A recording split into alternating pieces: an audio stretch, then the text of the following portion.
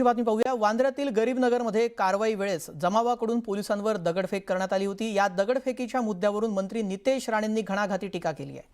हे कधीच आपले होणार नाहीत असा टोला नितेश राणे यांनी लगावला।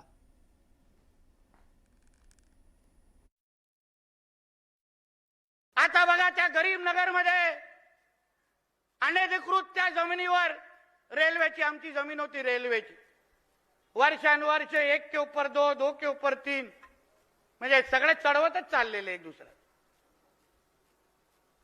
ते जेव्हा तिथे अनधिकृत जेव्हा त्यांची घरं आणि मस्जिद तोडण्यासाठी जेव्हा बुलडोजर चालली, तेव्हा किती पोलीस जखमी झाले ही जरा माहिती घ्या। तेव्हा क्यों नाही, का नाही पोलीस इन्स्पेक्टर आठवणीत आले, का नाही आमचे पोलीस माता भगिनी आठवणीत आल्या।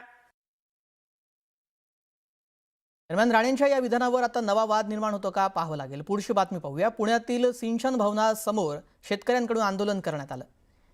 इंदापूर तालुक्यातील पाणी प्रश्नावरून शेतकरी आक्रमक झालेत। दौंड आणि बारामतीला पाणी मिळतं मग इंदापूरला का नाही असा सवाल आंदोलकांकडून उपस्थित केला जातोय। तिरडी आणत शेतकऱ्यांनी इथे आंदोलन सुरू केलंय।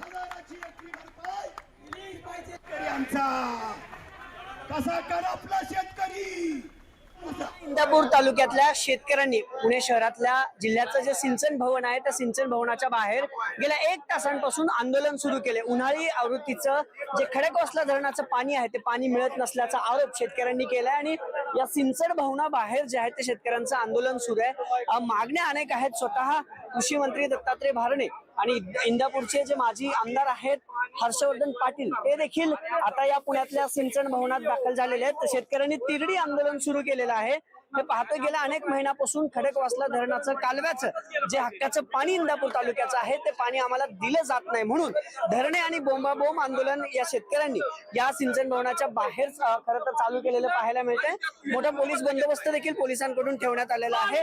विशेष म्हणजे कृषी मंत्री दत्तात्रय भरणे यांचे चिरंजीव श्रीराज भरणे देखील या ठिकाणी आंदोलनाला बसले। आपण त्यांच्याकडनं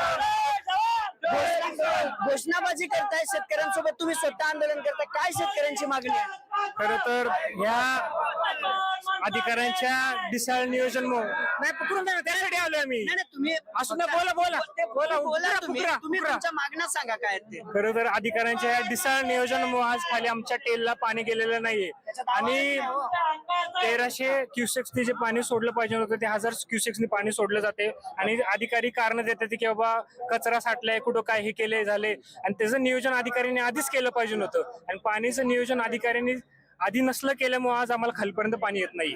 आणि कधी इंदापूर